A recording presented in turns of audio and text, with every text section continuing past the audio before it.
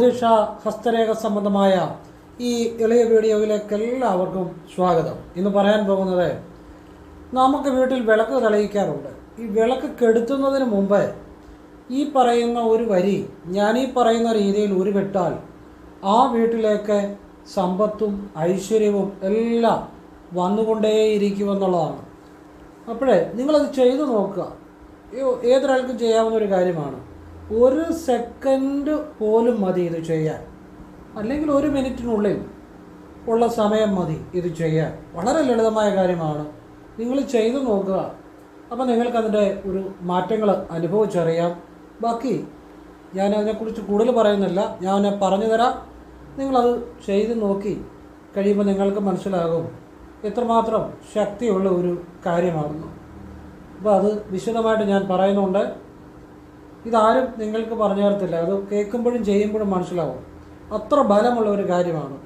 ആ വീട്ടിലേക്ക് സർവ്വവിധ ഐശ്വര്യങ്ങളും കടന്നു വരും. മാത്രമല്ല, ഇത് ചെയ്യുന്ന ആ വ്യക്തിയുടെയും എല്ലാ കാര്യങ്ങളും ഭംഗിയായി നടക്കും, തടസ്സങ്ങൾ മാറും. ഭഗവാൻ കൃഷ്ണൻ കൂടെ നിന്ന് എല്ലാ കാര്യവും സാധിച്ചു കൊടുക്കും എന്ന് മാത്രമല്ല, ഭഗവാന്റെ മഹത്തായ ഐശ്വര്യവും സമ്പത്തും എല്ലാം ഈ വ്യക്തിയിലേക്ക് വന്നുകൊണ്ടേയിരിക്കും.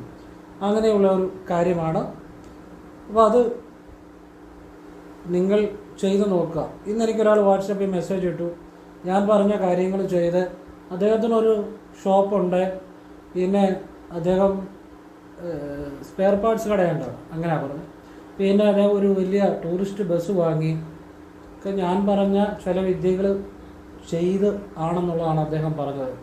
ഞാൻ ഐം ക്ലീം സൗ ഹ്രീം ഭദ്രകാളിയ നമഃ എന്നുള്ള മന്ത്രം ഒരു പ്രത്യേക രീതിയിൽ ശരനൂൽ വിദ്യയായിട്ട് ജപിക്കേണ്ടത് ഒരു വീഡിയോയ്ക്കകത്ത് പറഞ്ഞായിരുന്നു.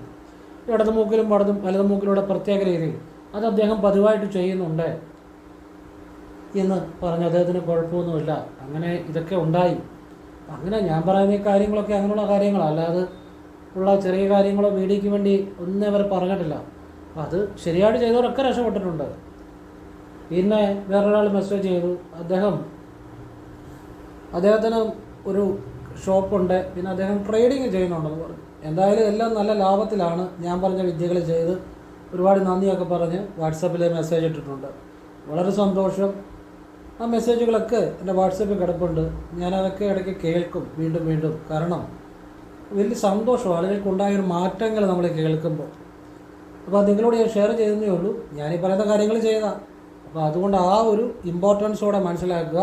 ഇത് വേറെ എങ്ങോന്നും കിട്ടത്തില്ല, ഇത് ആരും പറഞ്ഞു തരത്തില്ല, ഞാൻ ആർക്കും പറഞ്ഞു തരാൻ പറ്റുന്ന കാര്യമല്ല. അപ്പോഴേ ഞാൻ ആ വിഷയത്തിലേക്ക് വരികയാണ്.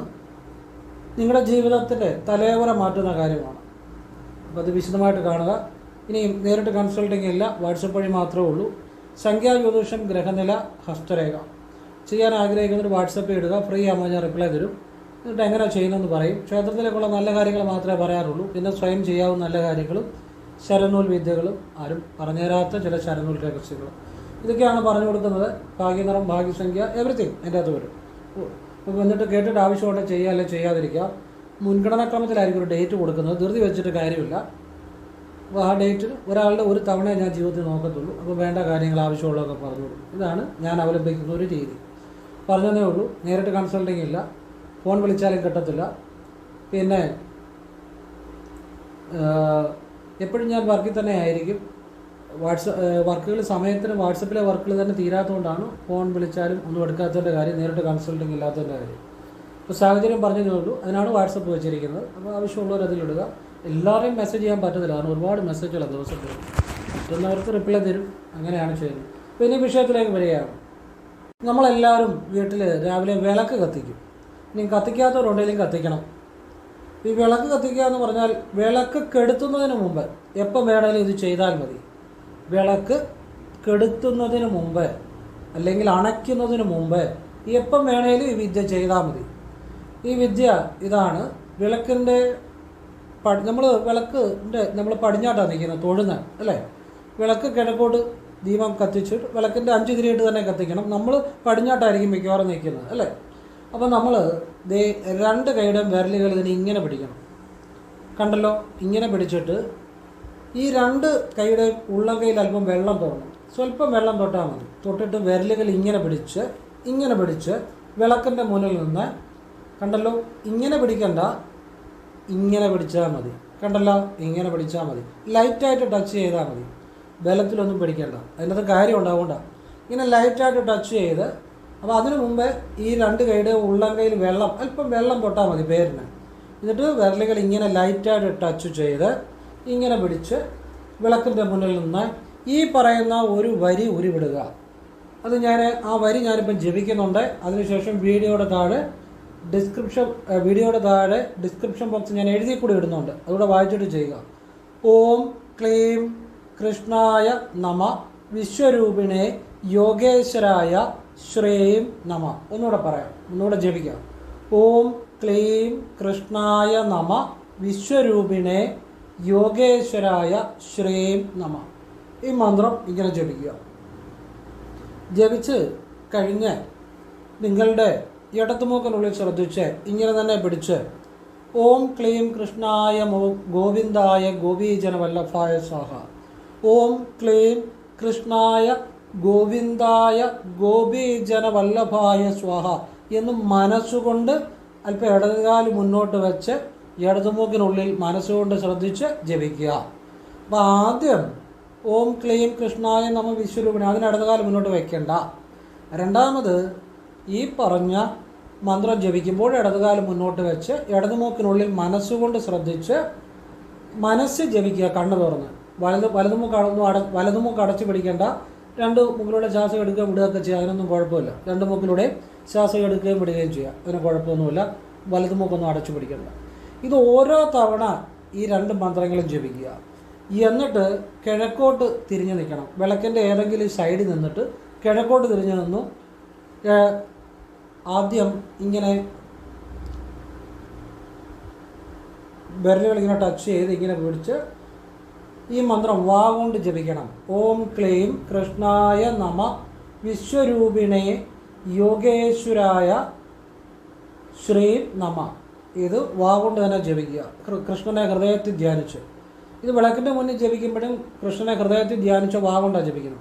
അതിനുശേഷം കൈകൾ ഇങ്ങനെ തന്നെ പിടിച്ച് ഇടതുകാലം മുന്നോട്ട് വെച്ച് ഇടതുമൂക്കിനുള്ളിൽ മനസ്സുകൊണ്ട് ശ്രദ്ധിച്ച് കണ്ണ് തുറന്ന് ഓം ക്ലീം കൃഷ്ണായ ഗോവിന്ദായ ഗോപീജനവല്ലഭായ സ്വാഹ എന്ന് മനസ്സുകൊണ്ട് ജപിക്കുക. അപ്പം ഇവിടെയും വലതുമൂക്കൊന്നും അടച്ചു പിടിക്കേണ്ട. രണ്ട് മൂക്കിലൂടെ ശ്വാസം എടുക്കുകയും വിടുകയും ചെയ്യാം. മനസ്സുകൊണ്ട് സങ്കല്പിച്ചാൽ ചെയ്യേണ്ടത്. എന്നിട്ട് നിങ്ങൾക്ക് വേണ്ട കാര്യം ഇങ്ങനെ തന്നെ കൈകൾ പിടിച്ച് മനസ്സുകൊണ്ട് ഭഗവാനോട് കൃഷ്ണനോട് ആവശ്യപ്പെടുക. മനസ്സിലാകുന്നുണ്ടോ? ഇത് നിത്യേന വിളക്ക് കെടുത്തുന്നതിന് മുമ്പ് എപ്പോൾ വേണേലും ചെയ്യാം. സന്ധ്യയ്ക്കും രാവിലെയും സന്ധ്യയ്ക്കും ചെയ്യുക. ഈ വിദ്യയ്ക്ക് ചില രഹസ്യങ്ങളുണ്ട്, അതാണ് പറഞ്ഞു തരാൻ പോകുന്നത്. അത് കേട്ടിട്ട് നിങ്ങളിത് ചെയ്യാവുള്ളൂ, അപ്പോഴേ നിങ്ങൾക്ക് ബലം ഉണ്ടാകത്തുള്ളൂ. അങ്ങനെ ചെയ്തവരാ ഈ ടൂറിസ്റ്റ് ബസ് മേടിച്ചവരും ഈ കടകൾ മുന്നോട്ട് ഭംഗിയായിട്ട് പോകുന്നവരും ട്രേഡിങ് വിജയിച്ചവരും ഒക്കെ കാശുണ്ടാക്കിയവരെല്ലാം ഞാനീ പറയുന്ന മുഴുവൻ വീഡിയോ കേട്ടിട്ടാണ്, അല്ലാതെ അറ്റവും മൂലം കേട്ടിട്ടൊന്നും അല്ല. അതാദ്യം മനസ്സിലാക്കും. അപ്പോൾ അത് ആവശ്യമുണ്ടെങ്കിൽ അത് മുഴുവൻ കേൾക്കും. ഞാനെന്നല്ല ആര് പറഞ്ഞാലും അറ്റവും മൂലം കണ്ടിട്ട് പോകരുത് കേട്ടോ. നിങ്ങൾക്കൊരു പ്രയോജനം ഉണ്ടാകണമെങ്കിൽ അത് മുഴുവൻ കേൾക്കണം. എന്തെങ്കിലും ഒരു പ്രയോജനം മനുഷ്യന് ഉണ്ടാകണമല്ലോ, അതുകൊണ്ട് പറഞ്ഞതാണ്. അത് ശരിയായിട്ട് മനസ്സിലാക്കിയവർക്കൊക്കെ പ്രയോജനം ഉണ്ടായിട്ടുണ്ട്, അതുകൊണ്ട് പറഞ്ഞതാണ്. നിങ്ങൾക്കും എല്ലാവർക്കും അങ്ങനെ ഒരു മാറ്റം ഉയർച്ച ഉണ്ടാകണമെന്ന് സാക്ഷാൽ പരമശിവനിൽ മനസ്സിൽ സമർപ്പിച്ച് നമ്മൾ പ്രാർത്ഥിക്കുന്നു, അതുകൊണ്ട് പറഞ്ഞതാണ്. അപ്പോഴേ ഈ വിദ്യയുടെ പുറകിലുള്ള രഹസ്യം എന്താണ്? ഇതാ ഞാൻ പറഞ്ഞു, ഇതാർക്കും പറഞ്ഞു തരാൻ പറ്റത്തില്ലെന്ന്. ഇവിടെ ഉള്ളൊരു കാര്യം, നമ്മൾ പ്രപഞ്ചശക്തിയോട് തണ്ട് ഇങ്ങനെ കൈവച്ചു പ്രാർത്ഥിച്ചു കഴിഞ്ഞാൽ പെട്ടെന്ന് പല കാര്യങ്ങളും നടന്നു കിട്ടും. മനസ്സിലാകുന്നുണ്ട്? അതൊരു സൂക്ഷ്മവിദ്യയാണ്. കാരണം നമ്മൾ വെച്ചത് ഇങ്ങനെയാണ്, അത് ഞാൻ പറഞ്ഞുതരാം എന്തുകൊണ്ട് ഇങ്ങനെ വെച്ചെന്നുള്ളത് പറഞ്ഞുതരാം. ഇങ്ങനെ തന്നെ കൈവച്ച് പ്രാർത്ഥിച്ചാൽ എല്ലാ കാര്യങ്ങളും നടന്നു കിട്ടും. കാരണം നമ്മളുടെ ഈ കൈകളിലെല്ലാം, ഈ കൈകളുടെ അറ്റങ്ങളിൽ നമുക്കൊരു എനർജി കൂടുതലായിട്ട് നമ്മൾ അനുഭവിക്കുന്ന വിരലുകളുടെ അറ്റത്ത് ആ ഒരു പോയിൻ്റ് ഉണ്ട്. അപ്പം നമ്മളെല്ലാം വിരലറ്റം കൊണ്ട് നമുക്കൊന്ന് സ്പർശിക്കുമ്പോൾ തന്നെ പല കാര്യങ്ങളും അറിയാൻ പറ്റും. അപ്പോൾ ഈ വിരലുകൾക്ക് ആ ഒരു പവറുണ്ട്.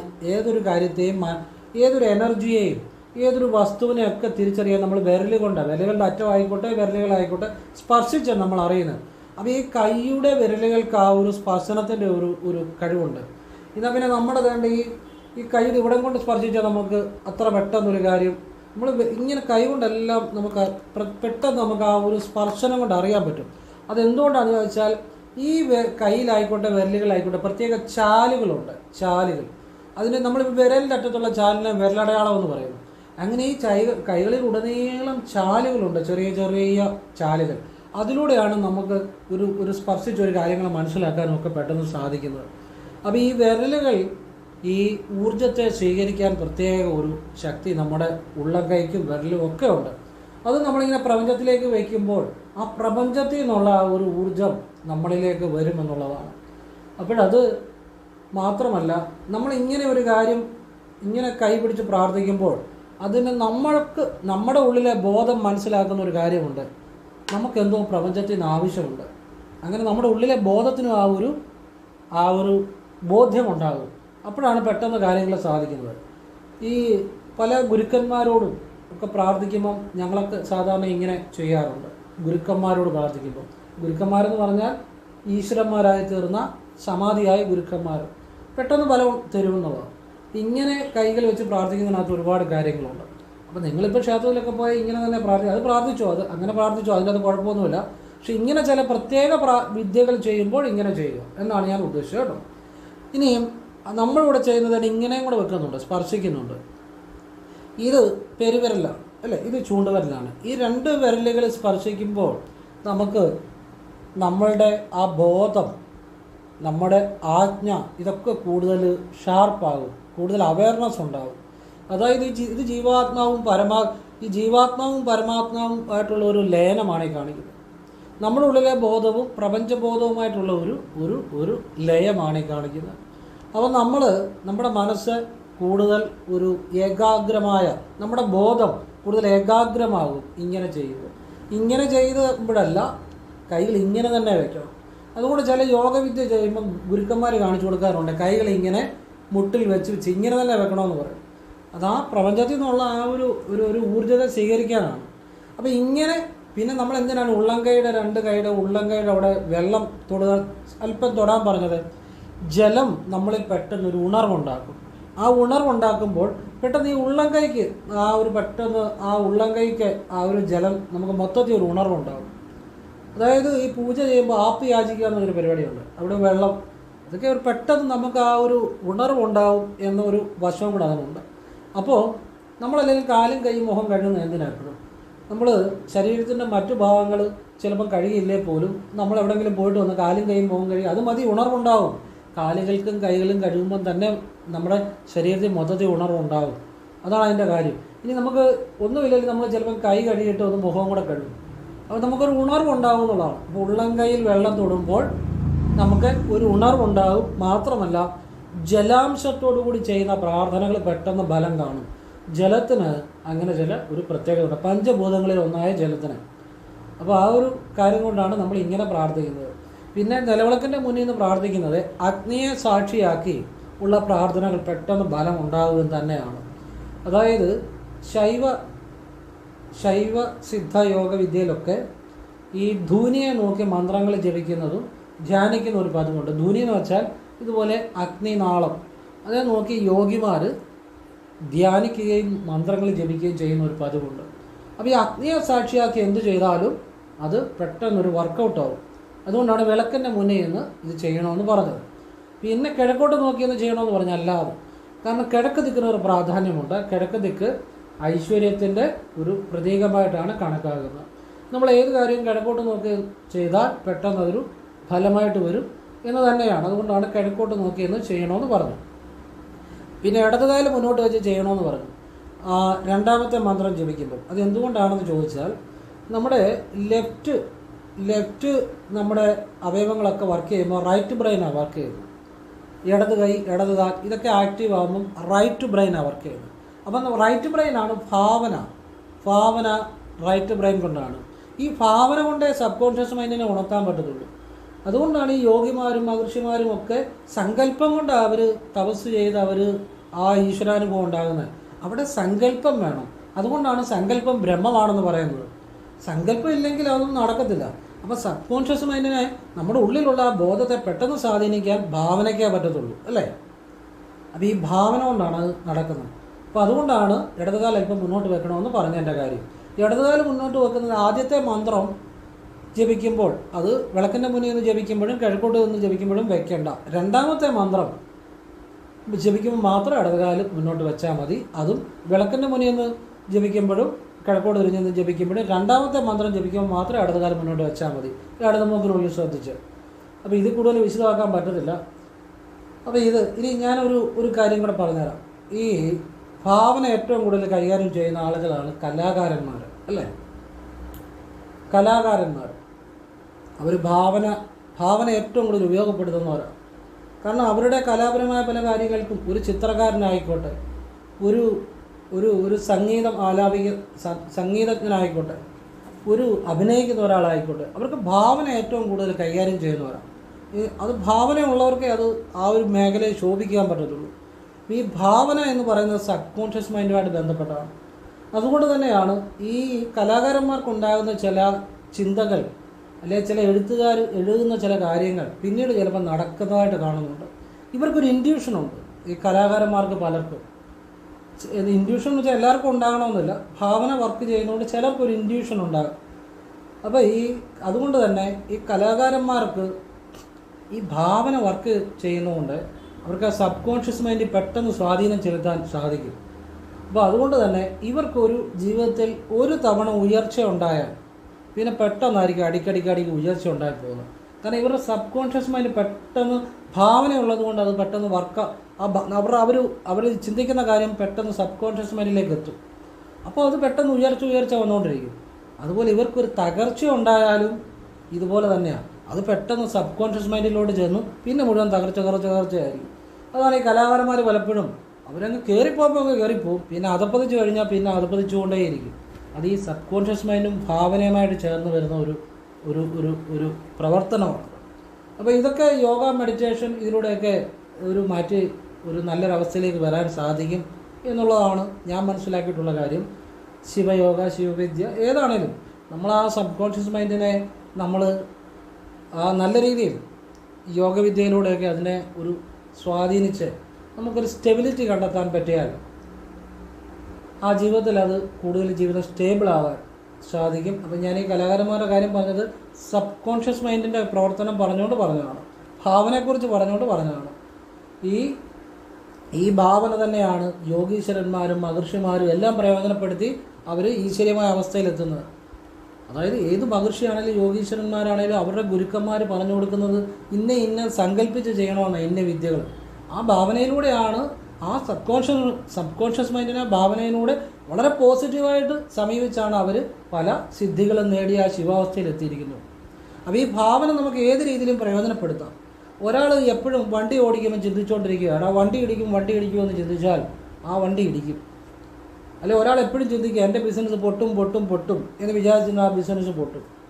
അത് അവൻ്റെ ഉള്ളിലേക്ക് മനസ്സിലേക്ക് സബ് കോൺഷ്യസ് മൈൻഡിലേക്ക് എത്തുമ്പോൾ അത് യാഥാർത്ഥ്യമാകും. Sub conscious മൈൻഡിനെ തിരിച്ചറിവില്ല. അവൻ എന്ത് ചിന്ത ആവർത്തിക്കുന്നോ അത് അവൻ്റെ ജീവിതത്തിൽ നടക്കും. നല്ലത് ചിന്തിച്ചാൽ നല്ലത് നടക്കും, മോശം ചിന്തിച്ചാൽ മോശം നടക്കും. അതാണ് അതിൻ്റെ അകത്തെ കാര്യം. അതുകൊണ്ട് നമ്മൾ ഈ നല്ല മെഡിറ്റേഷൻ, പ്രാർത്ഥന ഇതിലൂടെയൊക്കെ നമ്മൾ എപ്പോഴും നല്ല ചിന്തകൾ മനസ്സിൽ ഉണർത്താൻ ശ്രമിക്കണം എന്നുള്ളതാണ് ഞാൻ ഉദ്ദേശിച്ചത്. ഒരിക്കലും ഒരാളെ എനിക്കറിയാവുന്ന ഒരാളുണ്ടായിരുന്നു. എപ്പോഴും പുള്ളിയുടെ കട കയറി ചെന്നാൽ ആരെങ്കിലും പൈസ ചോദിക്കുമെന്ന് വിചാരിച്ച് പുള്ളി ഇങ്ങനെ പറയും, നയാ പൈസ ഇല്ല എന്ന് സ്ഥിരം പറയും. ഇങ്ങനെ വർഷങ്ങളോളം ഈ പുള്ളി ഇത് പറഞ്ഞ് അവസാനം ഈ പുള്ളി സ്ഥലവും വീടും എല്ലാം വിറ്റ് ആ ഒരു അവസ്ഥയിലായി. കാരണം നമ്മൾ എന്ത് കൂടുതൽ ആവർത്തിച്ച് പറയുന്നോ അത് നമ്മുടെ ജീവിതത്തിൽ സത്യമായിട്ട് വരും. അതുകൊണ്ട് നിങ്ങളിപ്പോൾ ഈശ്വരനെ ഭക്തിയോടെ നിങ്ങൾ നശിക്കുമെന്ന് നിങ്ങൾ വിചാരിച്ചാലും നശിക്കും, നിങ്ങൾ രക്ഷപ്പെടുമെന്ന് നിങ്ങൾ വിചാരിച്ചാലും രക്ഷപ്പെടും. രണ്ടും ശരിയാണ്. കാരണം നിങ്ങൾ എന്ത് ആവർത്തിച്ച് ചിന്തിക്കുന്നോ അത് യാഥാർത്ഥ്യമായി തീരും. അതുകൊണ്ടാണ് ഞാൻ പറയുന്നത് വഴിപാട് ചെയ്യുമ്പോൾ സന്തോഷത്തോടെ ചെയ്യണം. പഴയ കാലത്തെ നിരാശയും ആ കഴിഞ്ഞ അനുഭവങ്ങളൊക്കെ മനസ്സിൽ നിന്ന് മാറ്റണം, സന്തോഷത്തോടെ ചെയ്യണം. അപ്പോൾ ആ കാര്യം നടക്കും. ഞാൻ രക്ഷപ്പെടത്തില്ല എന്ന് വിചാരിച്ച് വഴിപാട് ചെയ്താൽ രക്ഷപ്പെടത്തില്ല. നിങ്ങളെ വേറെ ആർക്കും ഒന്നും ചെയ്യാൻ പറ്റത്തില്ല. നിങ്ങൾ എന്ത് ചിന്തിക്കുന്നോ അത് സത്യമായി തീരും. അത് കാരണം നമ്മുടെ ആ ഒരു ഭാവന, ആ ഒരു ചിന്ത മനസ്സിൻ്റെ സബ് കോൺഷ്യസ് മൈൻഡിലേക്ക് ചെല്ലുമ്പോൾ അത് എന്ത് ചെന്നാലും അവിടെ യാഥാർത്ഥ്യമാകും. ഞാൻ രക്ഷപ്പെടുമെന്നുള്ള ചിന്ത ചെന്നാലും യാഥാർത്ഥ്യമാകും, ഞാൻ നശിക്കുമെന്നുള്ള ചിന്ത ചെന്നാലും യാഥാർത്ഥ്യമാകും. അപ്പോൾ ഇത് നിങ്ങൾക്ക് മനസ്സിലാക്കാൻ വേണ്ടി പറഞ്ഞതാണ്. നിങ്ങൾ എന്ത് പ്രാർത്ഥന ചെയ്താലും എന്ത് വഴിപാട് ചെയ്താലും മനസ്സിലെ നിരാശാബോധമൊക്കെ മാറ്റി പോസിറ്റീവായിട്ട് ചിന്തിക്കണം. ഞാൻ രക്ഷപ്പെടും, എനിക്കതിന് ഈശ്വരൻ്റെ അനുഗ്രഹമുണ്ട് ഇന്ന് സന്തോഷത്തോടെ ചെയ്യുമ്പോഴത് ബലം ഉണ്ടാകുന്നത്. അല്ലാതെ എന്തറിഞ്ഞ് കേട്ട് ചെയ്താലും ബലം ഉണ്ടാകണമെന്നില്ല. ഞാൻ ഇത്രയും വിശദമായിട്ട് ആളുകൾക്ക് പറഞ്ഞു കൊടുത്ത് അവർ വഴിപാട് ചെയ്യുന്നതുകൊണ്ടാണ് അത് ചെയ്യുന്നവർക്കൊക്കെ വലിയ സാമ്പത്തിക നിലകളും ഞാൻ പറഞ്ഞല്ലോ, ടൂറിസ്റ്റ് ബസ് മേടിച്ചവരുടെ കാര്യവും നേരത്തെ കണ്ടെയ്നർ മേടിച്ചവരുടെ കാര്യവും ഇപ്പം നല്ല രീതിയിൽ ട്രേഡിങ്ങിൽ നിന്ന് കാശുണ്ടാക്കുന്ന കാര്യവും അതൊക്കെ അവർക്ക് ബലം ഉണ്ടാകുന്നത് അവരുടെ മനസ്സിലെ അവർ നിരാശാബോധങ്ങളൊക്കെ മാറ്റി സന്തോഷത്തോടെ ഞാൻ പറഞ്ഞു കൊടുക്കുന്ന രീതിയിൽ ചെയ്യുന്നതുകൊണ്ടാണ്. അവിടെയാണ് എൻ്റെ കാര്യം കിടക്കുന്നത്. അല്ലാതെ ചെയ്യുന്നതുകൊണ്ട് മാത്രമല്ല, ആ രീതിയിൽ വിശ്വാസത്തോടെ ചെയ്യുന്നതുകൊണ്ടാണ്. നമ്മളൊക്കെ ചിലർ പറഞ്ഞ് ഞാൻ കേൾക്കാറുണ്ട്, എൻ്റെ മക്കൾ അവിടെയാണ്, എൻ്റെ മക്കൾ ഇവിടെ കൂടെയാണ്, എൻ്റെ മക്കൾ അമേരിക്കയിലാണ് എന്നൊക്കെ പറയാറുണ്ട്. എനിക്കൊരു കുഴപ്പമില്ല എന്നൊക്കെ പലരും പറയാറുണ്ട്. ശരിയാണ്. ഇപ്പം നമ്മുടെ മക്കൾ നല്ലൊരു നിലയിലെത്തിയാൽ വളരെ സന്തോഷം, നല്ല കാര്യം. പക്ഷെ മനസ്സിലാക്കേണ്ട ഒരു കാര്യമുണ്ട്, മക്കൾക്ക് എത്ര പൈസ ഉണ്ടെങ്കിലും നമ്മുടെ കയ്യിൽ സ്വന്തമായിട്ട് പണം ഉള്ളതുപോലെ അതൊരിക്കലും ഉപകരിക്കത്തില്ല. കാരണം അവർ തരുന്നതിനൊക്കെ എപ്പോഴും കണക്ക് കാണും. ഒരു 10 പ്രാവശ്യം ചോദിച്ചു കഴിയുമ്പോൾ അവർ ചോദിക്കും എന്തിനാ കണക്ക് ചോദിക്കും. നമ്മുടെ കയ്യിൽ പണം ഉള്ള പോലെ നമുക്ക് സ്വാതന്ത്ര്യത്തിന് ചിലവഴിക്കാൻ പറ്റത്തില്ല, മക്കൾ എത്ര വലിയ ഉയർച്ചയിലാണേലും ആരാണേലും. അതുകൊണ്ട് ഓരോരുത്തരും മനസ്സിലാക്കേണ്ട ഒരു കാര്യമുണ്ട്, അവനവൻ്റെ ഏതെങ്കിലും കഴിവുകൾ, നല്ല കഴിവുകൾ ഉപയോഗിച്ച് സ്വന്തം നിലയിൽ ഒരു 10 രൂപയെങ്കിലും സ്വന്തം നിലയിൽ, 10 രൂപ എന്ന് വെച്ചാൽ 10 രൂപയല്ല, സ്വന്തം നിലയിൽ അല്പം ധനം സ്വന്തമായിട്ട് ഏതെങ്കിലും തൊഴിൽ ചെയ്ത് നല്ല തൊഴിൽ ചെയ്ത് ഉണ്ടാക്കാൻ ശ്രമിക്കണം. അപ്പം അതിനെ ഞാനീ പറഞ്ഞ 2 മന്ത്രവും നിങ്ങൾക്ക് ഉപകരിക്കും. ഞാനീ പറഞ്ഞ ഈ വിളക്ക് വിളക്ക് കെടുത്തുന്നതിന് മുമ്പ് ചെയ്യുന്ന ആ 2 മന്ത്രവും നിങ്ങൾക്ക് ഉപകരിക്കും. സ്വന്തമായിട്ടൊരു തൊഴിൽ, സ്വന്തമായിട്ടൊരു വരുമാന മാർഗം, ഇതൊക്കെ ഉണ്ടാകാൻ ഭഗവാനോട് നിങ്ങൾ ആവശ്യപ്പെടണം. നമ്മൾ എന്ത് ആവശ്യപ്പെടുന്ന അനുസരിച്ചാണ് ഭഗവാൻ അത് അനുഗ്രഹങ്ങൾ തരും. ഇപ്പം നിങ്ങൾ എനിക്കൊരു വരുമാന മാർഗം തരണേ ഭഗവാനെ എന്ന് പറഞ്ഞാൽ നിങ്ങൾക്കൊരു വഴി തെളിഞ്ഞു വരും. അപ്പോൾ അത് നിങ്ങൾക്ക് പ്രയോജനപ്പെടുത്തുക. പിന്നെ ഇപ്പം ധനം ഉണ്ടാക്കുന്നവരെല്ലാം ഒരു ദിവസം കയ്യിൽ പണം വരണം, അങ്ങനെയുള്ളവരാണ് പലപ്പോഴും പണം ഉണ്ടാകുന്നത്. നമ്മളൊരു മാസശമ്പളക്കാരന് എപ്പോഴും പ്രാരാബ്ദങ്ങൾ മാറത്തില്ല. അപ്പം ദിവസം കയ്യിൽ പണം വരണമെന്നുണ്ടെങ്കിൽ ഏതെങ്കിലും ബിസിനസ്സുകൾ സൈഡായിട്ടെങ്കിലും ചെയ്യണം. അങ്ങനെ ചെയ്യുന്നവർക്കാണ് ദിവസം കയ്യിൽ പണം വരുന്നത്. അപ്പോൾ അതിൻ്റെ ഒരു ഗുണം എന്നാന്ന് ചോദിച്ചു കഴിഞ്ഞാൽ, ദിവസം കയ്യിൽ പണം വരുമ്പോൾ അന്നത്തെ മൂല്യം നമുക്ക് പണത്തിൻ്റെ കിട്ടും. അന്നത്തെ പണത്തിൻ്റെ മൂല്യം നമുക്ക് കിട്ടും ദിവസം പണം വരുമ്പോൾ. അതാണ് ബിസിനസ്സുകാരുടെ എപ്പോഴും കാശുണ്ട്, അവർ അന്നത്തെ പണത്തിൻ്റെ മൂല്യം അനുഭവിക്കുന്നവരാണ്. അതുകൊണ്ടാണ് അവർക്ക് മറ്റുള്ളവരെ അപേക്ഷിച്ച് എല്ലാ കാര്യത്തിലും കാര്യങ്ങൾ പെട്ടെന്ന് ചെയ്യാനും ഒക്കെ ഒരു ശരിയായിട്ട് ബിസിനസ് ചെയ്യുന്നവർ അവർ ഏറ്റവും സന്തോഷവാന്മാരുമാണ്. അവർ സാമ്പത്തിക സ്വാതന്ത്ര്യം അനുഭവിക്കുന്നവരാണ്. അപ്പോൾ നിങ്ങൾ വലിയ ബിസിനസ്സുകാരൊന്നും ആയില്ലേലും നിങ്ങളോട് ഭഗവാനോട് ഈ വിദ്യ ചെയ്യുമ്പോൾ എനിക്കൊരു വരുമാന മാർഗം തരണമെന്ന് പറയുക, സ്വന്തമായി ഒരു വരുമാനം കണ്ടെത്താൻ ശ്രമിക്കുക. മക്കളുടെ കയ്യിലൊക്കെ ഉണ്ടായിക്കോട്ടെ, നല്ലത്. നമുക്ക് സ്വന്തമായിട്ട് എന്തെങ്കിലും ഒരു വരുമാന മാർഗം, അപ്പോൾ അത് ചെറിയ ഒരു കടയായിക്കോട്ടെ, ഒരു മുറുക്കാൻ കടയായിക്കോട്ടെ, അല്ലെങ്കിൽ ഒരു നാരങ്ങാവെള്ളം വയ്ക്കുന്ന കടയായിക്കോട്ടെ, ഒരു ചെറിയ കാര്യങ്ങളാണെങ്കിലും നമുക്കൊരു വരുമാനത്തിനുള്ള കാര്യങ്ങൾ ശ്രമിക്കണം. ഉള്ളത് മതി, കിട്ടുന്നത് മതി.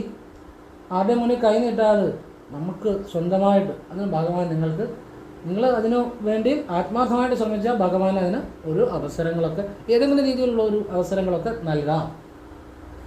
ഇനിയും ഇപ്പം ഈ ഒരു കുട്ടി ജനിച്ചാൽ ഉടനെ ഇപ്പം നമ്മളൊരു കുട്ടി ജനിച്ചാൽ ഉടനെ ആ കുട്ടി വളരും, പ്രായമാകും, അവനെ പഠിപ്പിക്കണം, അല്ലെ അവളെ പഠിപ്പിക്കണം, അവൾക്ക് കല്യാണമാകും, അല്ലെ അവന് കല്യാണമാകും, ഇതൊക്കെ നമുക്കറിയാം. നമ്മളിതൊന്നും ഓർക്കാതെ ഒരു 18 കൊല്ലം കഴിയുമ്പം ഒരു സുപ്രഭാതത്തിൽ നമുക്ക് തോന്നും, അയ്യോ കൊച്ചിത്രയും പ്രായമായല്ലോ. ഏതാണ്ട് പെട്ടെന്ന് സംഭവിച്ച പോലെ ചിലരുടെയൊക്കെ പറച്ചിൽ കേട്ടാൽ, അയ്യോ കൊച്ചിന് ഇത്രയും പ്രായമായി സാറേ, കെട്ടിച്ചു വിടാൻ ഒരു വഴിയില്ല, അല്ലെ പഠിപ്പിക്കാനൊരു വഴിയില്ല. ഇത് ഒരു സുപ്രഭാതത്തിൽ നടക്കുന്നതല്ല. 10-18 കൊല്ലങ്ങൾക്ക് മുമ്പ് ജനിക്കുമ്പോൾ തൊട്ട് നമുക്കറിയാം ഈ കുട്ടി പ്രായമാകുമെന്നും അതിനെ കെട്ടിക്കണമെന്നും അതിനെ കല്യാണം കഴിപ്പിക്കണം ഒക്കെ നമുക്കറിയാം. അപ്പം നമ്മൾ ജനിക്കുമ്പം മുതൽ ഈ ഒരു ഇൻവെസ്റ്റ്മെൻറ്റ് നല്ല രീതിയിൽ ചെയ്യുകയാണെങ്കിൽ ഒരു മാസം 1000, 2000, 3000 കയ്യിലുള്ള പോലെ രൂപ ഈ SIP ആയിട്ട് മ്യൂച്വൽ ഫണ്ടിൽ നല്ല ഫണ്ടുകൾ തിരഞ്ഞെടുക്കുക. അതുമായിട്ട് ബന്ധപ്പെട്ടവരോട് നിങ്ങൾ അന്വേഷിക്കുക, അല്ലെങ്കിൽ ക്ലാസ്സുകളിൽ പങ്കെടുക്കുക.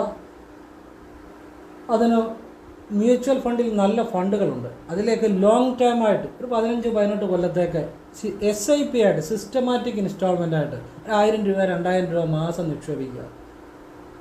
ആ കുട്ടി ഒരു 18 കൊല്ലമാകും, ഒരു 18 വയസ്സാകുമ്പോൾ അതിനെ പഠിപ്പിക്കാനോ അല്ലെങ്കിൽ അതിന് വിവാഹത്തിനോ ഒക്കെ അന്നത്തെ മൂല്യം അനുസരിച്ചുള്ള തുക കിട്ടും. അന്നത്തെ മൂല്യം അനുസരിച്ചുള്ള ആ ഒരു നല്ല തുകയായിരിക്കും ആ കിട്ടും. നിങ്ങൾ ഡെപ്പോസിറ്റ് ചെയ്യുന്ന അനുസരിച്ച്, നിങ്ങൾ കുറഞ്ഞ തുകയാണ് ഡെപ്പോസിറ്റ് ചെയ്യുന്നത് അതിനനുസരിച്ചായിരിക്കും, നിങ്ങൾ കൂടുതൽ തുക ഡെപ്പോസിറ്റ് ചെയ്യുന്നത് അതനുസരിച്ചായിരിക്കും. കാരണം എന്നാണേലും അവിടെ എല്ലാം ഒരു ലാഭനഷ്ട സാധ്യത ഉണ്ട് എങ്കിൽ പോലും നമുക്ക് എല്ലാത്തിനും ഒരു റിസ്ക് എടുക്കാനുള്ള ധൈര്യമുള്ളവരെ ജീവിതത്തിൽ വിജയിക്കത്തുള്ളൂ. അപ്പം നമുക്ക് അത് ഒരു ചെയ്യാൻ താല്പര്യം ഉണ്ടെങ്കിൽ, അല്പം ധൈര്യം ഉണ്ടെങ്കിൽ, ഒരു റിസ്ക് എടുക്കാനുള്ള ധൈര്യം ഉണ്ടെങ്കിൽ, റിസ്ക് എടുക്കാത്തവരാരും ജീവിതത്തിൽ വിജയിക്കുന്നു. അപ്പം നമുക്ക് നമ്മളതിനെക്കുറിച്ച് പഠിച്ച് ഏതെങ്കിലും നല്ല ഒരു സ്റ്റോക്കുകൾ ഉണ്ടെങ്കിൽ അത് പഠിച്ച് നിങ്ങൾക്ക് ശരിയാണെന്ന് തോന്നുന്നെങ്കിൽ, നിങ്ങൾക്കതിനുള്ള ധൈര്യമുണ്ടെങ്കിൽ, റിസ്ക് എടുക്കാനുള്ള ഒരു ധൈര്യമുണ്ടെങ്കിൽ ചെയ്ത് നോക്കുക. ഞാൻ ചെയ്യുന്നുണ്ട്, അതുകൊണ്ടാണ് അതെൻ്റെ നല്ല രീതിയിൽ തന്നെയാണ് പോകുന്നത്. അപ്പം അത് ഭാവിയിൽ പ്രയോജനം ചെയ്യും. 1000 രൂപയാണെങ്കിലും മാസം ഇൻവെസ്റ്റ്മെൻറ്റ് ചെയ്താൽ മതി. ഒരു 18-20 കൊല്ലം കഴിയുമ്പോൾ ഇതങ്ങ് മൾട്ടിപ്പിൾ ചെയ്യും. അവർ സ്റ്റോക്കിൽ നിക്ഷേപിക്കുകയാണ്. അപ്പോൾ അത് മാസം സിസ്റ്റമാറ്റിക് ഇൻസ്റ്റാൾമെൻ്റ് ആയിട്ട് നല്ല ഫണ്ട് സെലക്ട് ചെയ്യണം. അതിപ്പം നിങ്ങൾ അതുമായിട്ട് ബന്ധപ്പെട്ടവരോട് അന്വേഷിച്ച് നിങ്ങൾക്ക് ശരിയെന്ന് തോന്നുന്നുണ്ടെങ്കിൽ, നിങ്ങൾക്ക് താല്പര്യമുണ്ടെങ്കിൽ ചിലപ്പോൾ നഷ്ടം വരാം. നിങ്ങൾക്ക് ആ നഷ്ടമാണെങ്കിലും മാർക്കറ്റിൻ്റെ അനുസരിച്ച് ഇടിവുകളുണ്ടാകാം. ഈ ഞാൻ പറയുന്നത് ഈ ഷെയർ ട്രേഡിങ്ങിൻ്റെ അതിനെക്കുറിച്ചല്ല. ലോങ് ടേമിലേക്ക് ഒരു 15 കൊല്ലത്തേക്ക് മാസം SIP ആയിട്ട് ഒരു മ്യൂച്വൽ ഫണ്ട് നല്ല ഫണ്ടിലേക്ക് നിക്ഷേപിക്കുന്ന കാര്യത്തെക്കുറിച്ചാണ്. അങ്ങനെ ചെയ്താൽ അത് ഞാൻ ചെയ്യുന്നത് എനിക്ക് വളരെ നല്ലതായിട്ട് തോന്നുന്നുണ്ട്. അതുകൊണ്ട് പറഞ്ഞതാണ്. ഒരു 10-18 കൊല്ലം കഴിയുമ്പോൾ നിങ്ങൾക്ക് ഒരു നല്ലൊരു തുക കൈ കിട്ടും. നിങ്ങൾ അതേക്കുറിച്ചൊക്കെ അന്വേഷിച്ച് നിങ്ങൾക്ക് ആവശ്യമുണ്ടെങ്കിൽ നിങ്ങൾക്ക് ശരിയെന്ന് തോന്നാൽ മാത്രം ചെയ്താൽ മതി. ഞാൻ ചെയ്യണമെന്നും ചെയ്യേണ്ടെന്നും പറയുന്നില്ല. പിന്നെ എൻ്റെ ഒരു അനുഭവത്തിൻ്റെ അടിസ്ഥാനത്തിൽ എൻ്റെ അനുഭവം പറഞ്ഞതേ ഉള്ളൂ. അല്ലാതെ ഒരു 10-18 കൊല്ലം ആകുമ്പോൾ കൊച്ചിനെ കെട്ടിക്കാന്ന് പറഞ്ഞ് സ്ഥലം വെക്കുക, വീട് വെക്കുക, ഓടി നടക്കുക, ഇതിൻ്റെ ഒന്നും ആവശ്യമില്ല. നമുക്ക് വഴികളുണ്ട് ഒരുപാട്. അതിനെക്കുറിച്ച് നമുക്ക് അറിയാത്തതുകൊണ്ട്, അറിയത്തില്ലെന്ന് പറയുന്ന ഒരിക്കലും ഒരു എക്സ്ക്യൂസ് അല്ല. നമ്മൾ പല കാര്യങ്ങളെക്കുറിച്ച് അറിയാൻ ശ്രമിക്കണം.